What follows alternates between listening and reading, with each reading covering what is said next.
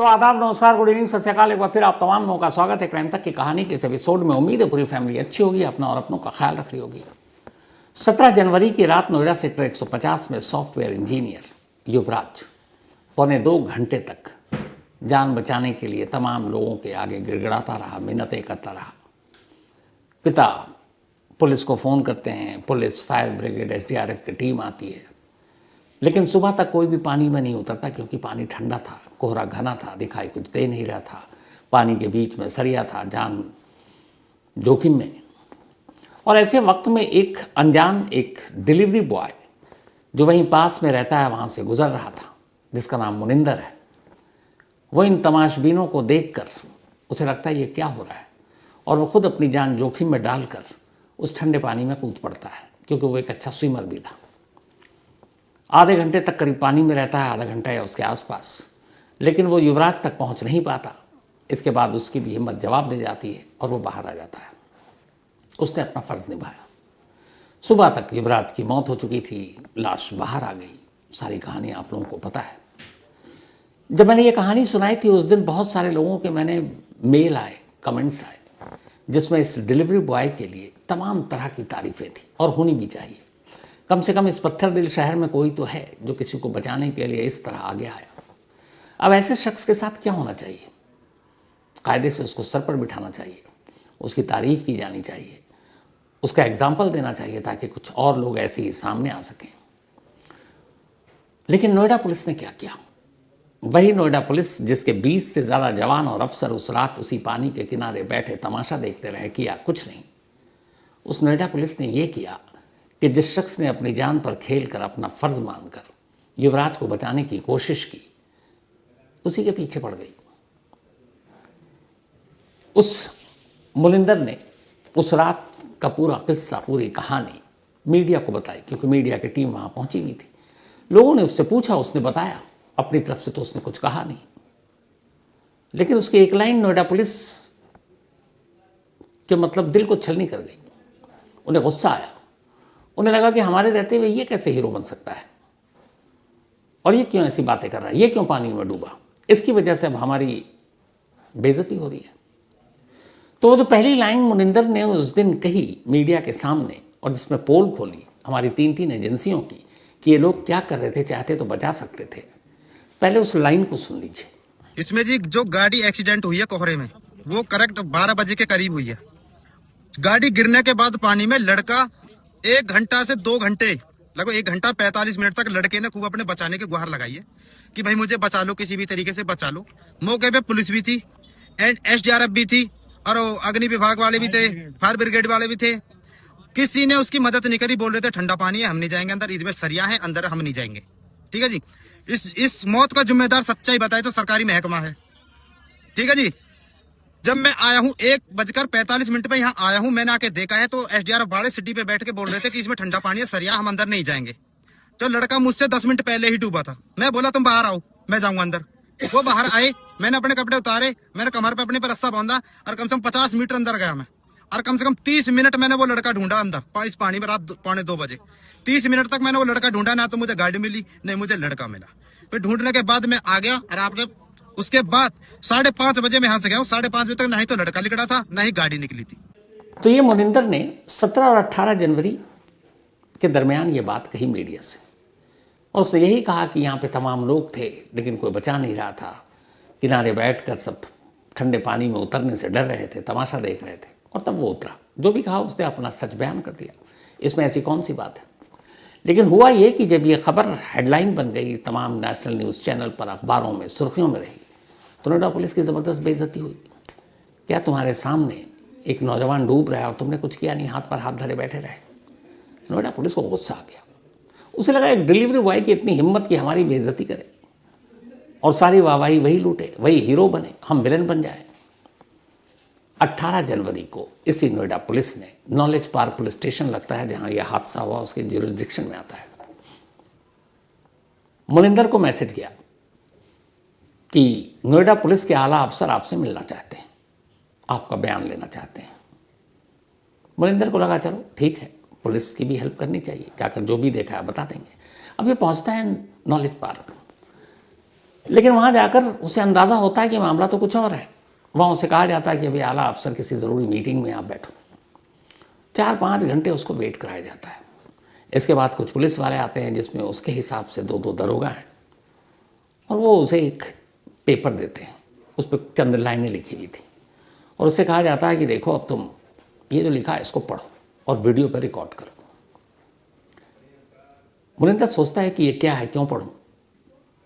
तब पुलिस वाले उसे धमकी देते हैं, कहते हैं कि ये जो युवराज की मौत का मामला है 2-3 दिन में ठंडा पड़ जाएगा, मीडिया भी इसे भूल जाएगी, हकीकत है, तो सब भूल कर लौट जाएंगे, पर तुझे तो रहना नोएडा में है और हम भी यही हैं, फिर तू अपना अंजाम सोच, इसलिए जो कह रहा हूं पढ़ दे।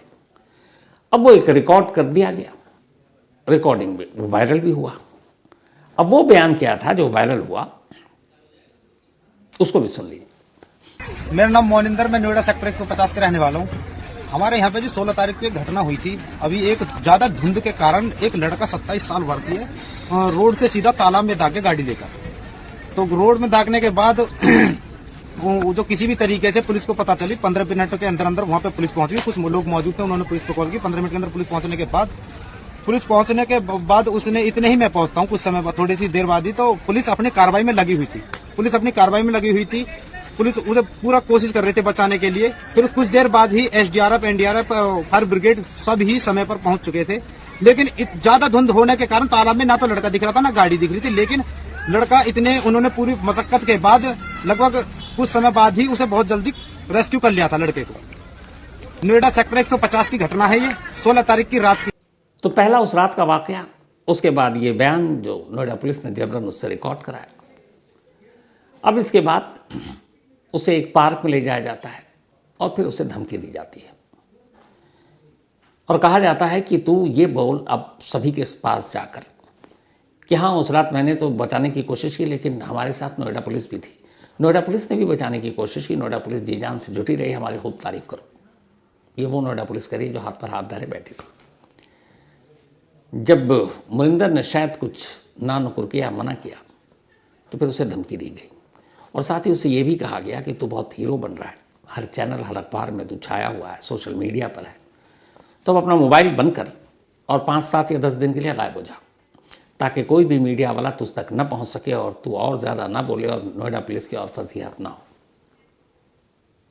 असल में जब इस मामले की जांच मुख्यमंत्री योगी आदित्यनाथ ने एसआईटी को सौंपी और आनन फानन में नोएडा अथॉरिटी के सीईओ को हटा दिया गया, तो अब ये था कि क्या यही जिम्मेदार थे? जिस जगह पर यह हादसा हुआ, नोएडा ट्रैफिक पुलिस की जिम्मेदारी है कि वहाँ पे बैरिकेड लगाए, वहाँ बताए, वहाँ एरो मार्क करे, वहाँ सावधानी के निशान लगाए कि आगे यू टर्न है या फिर सामने नाला है, पानी है, पर उन्होंने कुछ नहीं किया। जो नॉलेज पार्क की पुलिस स्टेशन पहुंची नोएडा की, उन्होंने कुछ नहीं किया। तो क्या सिर्फ सीईओ जिम्मेदार है, उन्हीं की बलि ली जाएगी, या नोएडा पुलिस और नोएडा ट्रैफिक पुलिस के लोग जिम्मेदार नहीं हैं? नोएडा अथॉरिटी से हटकर नोएडा की जो डीएम है, शहर की मालिक हैं, क्या उन्हें पता नहीं था कि यहाँ कहाँ पर कौन से खतरनाक मोड़ है, कोहरे में हादसा हो सकता है? और कोहरा अभी से तो है नहीं, लगातार दिसंबर से ही चला रहा है। तो नोएडा पुलिस को ये लगा कि एसआईटी की टीम बन चुकी है और अब उनकी पोल खुलने वाली है और हो सकता है थाने के बहुत सारे लोग सस्पेंड हो जाए। अब उन्हें लगा कि मुनिंदर जो है ये वो मोहरा है जिसकी वजह से इन लोगों पर गाज गिर सकती है, इनकी वर्दी भी जा सकती है, इनके थाना भी जा सकता है। बस इसीलिए वो शख्स जो अपनी जान जोखिम में डालकर एक नौजवान को बचाने की कोशिश कर रहा था, अब नोएडा पुलिस के गुस्से का शिकार है। उसकी धमकी की खबर सीनियर अफसरों तक पहुंची, खुलकर वो भी नहीं कह रहे अच्छा ऐसा हुआ तो हम देखेंगे। एसआईटी की टीम को 5 दिन में रिपोर्ट देने के लिए कहा गया, 2 दिन हो चुके हैं, लेकिन कमाल ये कि एसआईटी की टीम के किसी मेंबर ने अभी तक इस डिलीवरी बॉय मुनिंदर को कांटेक्ट ही नहीं किया, जबकि मुनिंदर चाहता है कि एसआईटी वाले उसे बुलाएं, उससे पूछताछ करें, ताकि उस रात जो कुछ उसने देखा वो बता सके, अपना बयान दर्ज करा सके। और कायदे से इस पूरे हादसे का वो चश्मदीद है, आई विटनेस है। उसने आंखों से देखा कि उस वक्त नोएडा पुलिस क्या कर रही थी, उस वक्त जो एसडीआरएफ की टीम क्या कर रही थी, उस वक्त फायर ब्रिगेड क्या कर रही थी। इनके पास न रस्सी, न बोट, न कोई सामान, तो ये सब टाइम पास कर रहे थे। और इसी टाइम पास करने के चक्कर में 6 बजे उस नौजवान की लाश बाहर आती है और 48 घंटे बाद कार बाहर आती है। तो जिस शख्स को कायदे से सर पर बिठाना चाहिए, नोएडा पुलिस उसे कुचलने की कोशिश कर रही है। जब ये बात हम लोगों को पता चली तो हमारे रिपोर्टर भूपेंद्र उनको भेजा मुनिंदर के पास। मुनिंदर डरा हुआ था, बोला साहब अगर मैं अब मीडिया में आया तो आप लोग तो भूल जाएंगे, 2-3 दिन के बाद मुझे और मेरे परिवार को खतरा है, क्या पता किसी झूठे केस में ही फंसा दें। उन्होंने धमकी दी है। तब हम लोगों ने उसे भरोसा दिलाया कि बेफिक्र रहो, बात 2-3 दिन की नहीं, नंबर भी दिया कि अगर कभी तुम्हें लगे कि तुमको कोई थ्रेट कर रहा है या नोएडा पुलिस तुम्हें किसी केस में फंसाने की कोशिश कर रही है तो मुझे या मेरे रिपोर्टर को तुम कॉल करना, जो भी मदद होगी हम ज़रूर करेंगे और कम से कम ये जुल्म तो नहीं होने देंगे। इस भरोसे के बाद मुनिंदर तैयार हुआ अपनी बात रखने के लिए और ये बताने के लिए कि इस हादसे के बाद नोएडा पुलिस ने उसके साथ क्या किया। तो मैं चाहता हूँ कि अब उसकी कहानी मैं सुनाऊँ। बेहतर ये होगा कि उसी की ज़ुबानी अब नोएडा पुलिस के इस पूरे जुल्म की कहानी आप सुनिए। मुझे 18 तारीख को सुबह 11 से 12 बजे के बीच में कॉल आती है। 16 तारीख की घटना, 18 तारीख को कॉल आती है कि मोनिंदर अब तुम इस चीज में बयानबाजी क्यों कर रहे हो, तो आप एक काम करो, हमें तो आपसे कुछ बात करनी है, हमारे सीनियर अधिकारी आपसे मिलना चाहते हैं, आप थाने आइए। मैं बोला सर ठीक है, मैं अभी थोड़ी देर में आता हूँ। मैं लगभग आधे से 1 घंटे के बीच में थाने पहुंच गया था। वहां पर सीनियर अधिकारियों के अंदर थाने में मीटिंग चल रही थी, लेकिन मुझे सीनियर अधिकारियों से मिलने नहीं दिया गया, मतलब उन्होंने खुद नहीं मिलवाया मुझे। 4-5 पुलिस वाले, लगभग 5 हैं, वो पार्क थाने के सामने एक पार्क है, उसके अंदर 100 मीटर अंदर लेके गए। मुझे वहां जाकर बोला कि मोनिंदर ये वीडियो बनाने वाले जितने भी आ रहे हैं ये सब तो चले जाएंगे 2-4 दिन में, ध्यान रखना तुझे और हमें ही रहना। ये सीधी सीधी एक धमकाने वाली बात थी, जो सच्चाई है कि तुम पुलिस को साथ लेके क्यों नहीं चल रहे हो। उनके अंदर सबसे बड़ा दुख ये है, उनके अंदर ये दुख नहीं है कि उस लड़के की डेथ हुई है, उनके अंदर सबसे बड़ा दुख ये है कि वो मोनिंदर ने सच्चाई क्यों बता दी। अगर मैं सच्चाई नहीं बताऊंगा तो उस जगह पे कोई ना कोई फिर कल को मरेगा, फिर उससे अगले दिन मरेगा, फिर कभी ना कभी। और इस जगह पे कम से कम अभी तक मेरे अंदाज में 4 से 5 घटना हो चुकी हैं, लेकिन ये घटना भी मेरी वजह से वायरल हुई है कि मैंने इस पर खुल के बयान दिए, निडर होकर बिल्कुल। तो जब ये वायरल हुई है, ये 16 तारीख की रात को घटना है, 11:45 की। 11:45 पर लड़का एक गाड़ी लेकर सीधा तालाब ढोड़ में दाग जाता है। दागने के बाद सनरूफ से निकल के गाड़ी में वो बैठ जाता है। बैठ कर वो चिल्लाता है, वो सबसे पहले कॉल करता है अपने पिताजी का, पापा ऐसे ऐसे मैं किसी जोड़ में गिर गया हूँ, नाले में गिर गया हूँ, प्लीज मुझे हेल्प कीजिए मेरी। उनके पिताजी को भी ढूंढने में ऐसा बता रहे 30 से 40 मिनट लग गई थी उस लड़के को। लड़के पापा को, उसके पापा को पता चल गई थी कि मेरा बेटा कहाँ पर है, तो उसने ढूंढ लिया था। फिर उन्होंने तुरंत 112 पे कॉल की। 112 पे कॉल करने के बाद 112 भी आ गई थी। फिर बोला 112 को ये समझा, बोला है जी गया था कि लड़का गाड़ी समेत नाले में गिर चुका है, लेकिन गाड़ी पुलिस ने आके सिचुएशन देखी तो जो गाड़ी जो है तालाब में गिरी हुई थी। नाले में और तालाब में बहुत फर्क होता है, ये बात 100% सच है। इसमें कोई जो ये चीज मैं जोर दबाव में नहीं बोल रहा हूँ। पुलिस को जो इन्फॉर्मेशन दी गई थी वो दी गई थी कि नाले में गिरा हुआ है, लेकिन जब पुलिस ने मौके पे जाके देखा तो लड़का जोड़ में पड़ा हुआ था, उनके पास कोई सुविधा नहीं थी। तो उन्होंने तुरंत फायर ब्रिगेड और एसडीआर वालों को सबको सूचना दी थी कि जल्दी से जल्दी आइए, यहाँ पे एक ऐसी घटना हो चुकी है। मौके पर फायर ब्रिगेड वाले सब पहुंच गए थे। फायर ब्रिगेड वाले पहुंच गए जब लड़का गाड़ी पे खूब बैठा था, टॉर्च दिखा रहा था। फायर ब्रिगेड वाले पानी में नहीं उतर पा रहे थे, किस कारण से, अंदर बहुत ही ज्यादा अंधेरा था, बहुत ही ज्यादा ठंडा पानी था। उसके अंदर उनके अंदर ये भी डर था कि इसके अंदर सरिया है, पानी के अंदर सरिया है, कहीं हम नीचे उतरे सरिया हमारे फंस ना जाए, बहुत सारी चीजें हैं। उनको धीरे धीरे 1:30 से 40 के बीच में जब मैं 1:30 पर ऐसा बताते हैं कि 1:35 पर वो लड़का डूब चुका था गाड़ी समेत। 12:15 का गिरा हुआ इंसान 1:40 के अंदर 1:40 वो लड़का डूब गया था गाड़ी समेत। लास्ट टाइम उस लड़के के शब्द ये थे कि पापा प्लीज मुझे बचा लो, मैं मरना नहीं चाहता, पापा प्लीज मुझे बचा लो, मैं मरना नहीं चाहता। गाड़ी धीरे धीरे अब अंदर जाने लगी है स्पीड से। लास्ट टाइम जब उस लड़के के शब्द थे तो उसके पिताजी ने पुलिस वालों से सबसे कहा था कि जल्दी से कीजिए प्लीज। लास्ट में एक वीडियो भी है मेरे पास जिसमें लास्ट में वो उसके पिताजी बोल रहे हैं बेटा घबराओ मत, दूसरी गाड़ी भी मैंने मंगवा दी है, लेकिन गाड़ी कितनी भी आएगी लेकिन लड़का नहीं बचा पाई।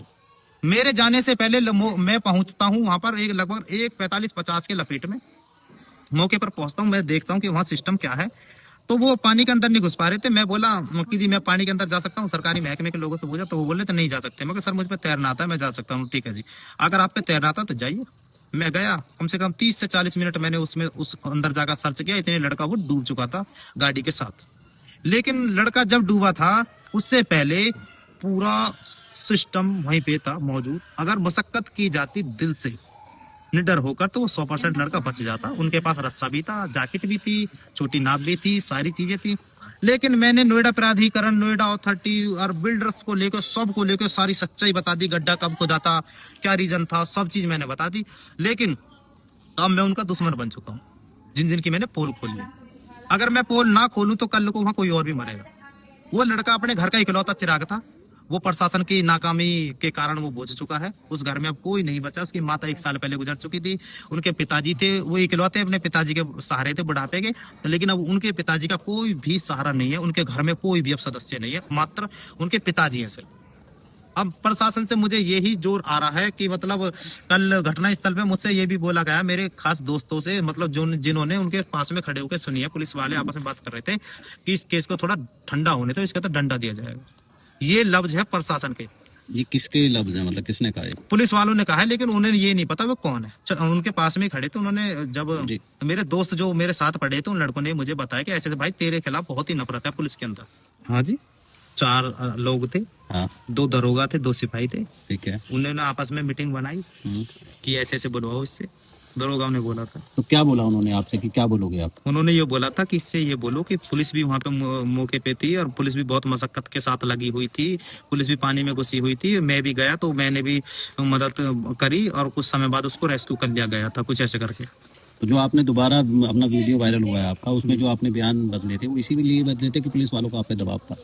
नहीं, दबाव मैंने जो पहले तो नॉर्मली सच्चाई बताई थी। जो थाने के सामने जो बयान बदलवाए थे वो झूठ बोलकर मुझे बुलाया गया था, वहां पे मेरे बयान बदले थे। बयान बदलने के बाद जब मुझे पता लगा कि मेरे बयान बदल सके, ये मेरी वीडियो वायरल कर दी गई है इन्होंने वीडियो बना के, तो मैंने घटना स्थल पे मॉर्निंग में जाकर सीधी सारी सच्चाई बता दी, ऐसे ऐसे हुआ है मेरे साथ। अच्छा, जो आपको ये बयान मतलब चीजें स्क्रिप्ट बोली गई कि आपकी स्क्रिप्ट दी गई कि ये आपको बोलना है, हाँ। वो किसने कहा था? वो दरोगा थे, 2 सिपाहियों के साथ 2 दरोगा थे। इस तरीके से भी कुछ आपसे बोला गया कि आप 5-7 दिन के लिए यहाँ से चले जाओ, मीडिया वालों के संपर्क में ना रहो, या मीडिया वाले फिर आपको ढूंढ नहीं पाएंगे? जी हैं?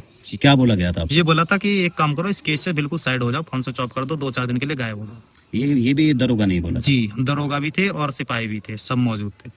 कोई और धमकी दी आपको? धमकी अभी भी बराबर चल रही है जी। कल अभी तो 24 घंटे भी नहीं हुए उस घटना को, जब वो बोल रहे हैं कि इसको केस को शांत हो जाने दो, इसके अंदर डंडा दिया जाएगा। उनके अंदर कितना जहर होगा मुझे लेकर, आप बताइए।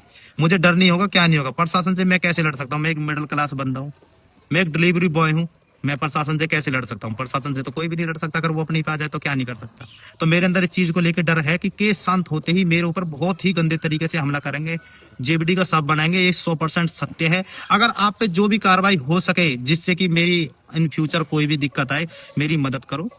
मेरी फैमिली भी बहुत ही ज्यादा डरी हुई है, तो मैं सच्चाई बता रहा हूँ, मेरी माता बहुत ज्यादा डरी हुई है। बोल रहे थे कि ये फैन फॉलोइंग के लिए कर रहा है अभी, और कुछ नहीं है।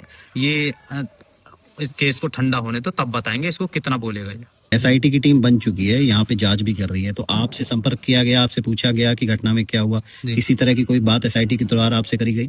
100% जवाब दूंगा, एकदम सत्य दूंगा। अभी तक फिलहाल 2 दिन जो एसआईटी को बीत चुके हैं, उसमें किसी ने एसआईटी की टीम ने आपसे संपर्क किया? अभी तक मुझसे कोई संपर्क नहीं किया, लेकिन मैं चाहता हूँ संपर्क करे। मैं खुद चाहता हूँ मुझसे संपर्क करे जी। मैं जो मेरे सामने जो भी सब काम करतूत जो भी हुए हैं उनके, मैं चाहता हूं कि एसआईटी की टीम को मैं सत्य बताऊं। क्यों? वो अपने काले करतूत छुपाने के मारे मुझे दबाने की कोशिश कर रहे हैं कि मोनिंदर किसी भी तरीके से एसआईटी की टीम के सामने ना आए, पत्रकारों के सामने ना आए, सच ना बोले। जो मर गया है तो चला गया था। कुछ पुलिस वालों ने तो ऐसा भी बोला है मुझसे कि जो जाने वाला चला गया है मोनिंदर, अब तुम क्यों बीच में फंस रहे हो? मतलब जाने वाला चला गया है उनके लिए बहुत नॉर्मल सी चीज है। क्यों? वो प्रशासन में रोजाना ऐसी घटना देखते रहते हैं, लेकिन वो ये चीज नहीं देख रहे किसी के पीछे का क्या सब कुछ उजड़ गया उनका। तो अब उनके घर में बचा क्या है? इकलौता बेटा था, वो चला गया। लेकिन मैंने सत्य बोलना छोड़ा नहीं, मैं अभी भी सत्य पे हूँ। मैं चाहता हूँ एसआईटी टीम मुझसे कांटेक्ट करे, मैं उनके पास आऊँ या किसी भी तरीके जहाँ वो बोलेंगे, और मैं उनको सारी घटना सत्य बताऊंगा बिल्कुल। तो ये मोनिंदर था, उसकी बात आपने सुनी। अब अंदाजा लगाइए, एक हमारे प्राइम मिनिस्टर मोदी जी का जुमला था, एक बड़ा खूबसूरत है वो लगता है मुझे, कि ना खाएंगे ना खाने देंगे। मुझे लगता है वो लाइन नोएडा पुलिस ने गलत सुन लिया, और इसीलिए उन्होंने ये किया कि ना करेंगे ना करने देंगे मदद। खुद तो मदद की नहीं, जब ये मोनिंदर मदद करने के लिए आगे आया तो उसका सिला ये मिल रहा है कि उससे ही उल्टे फंसाने की, धमकाने की कोशिश की जा रही। लेकिन मोनिंदर से वादा किया है, अगर ऐसा कुछ होता है तो हमारी पूरी टीम उसकी मदद के लिए हमेशा तैयार रहेगी। इसके साथ ही इस कहानी में आज इतना ही। अब आपसे मुलाकात होगी कल रात 9 बजे किसी नई कहानी के साथ। तब तक अपना और अपनों का ख्याल रखिएगा। Thank you very much.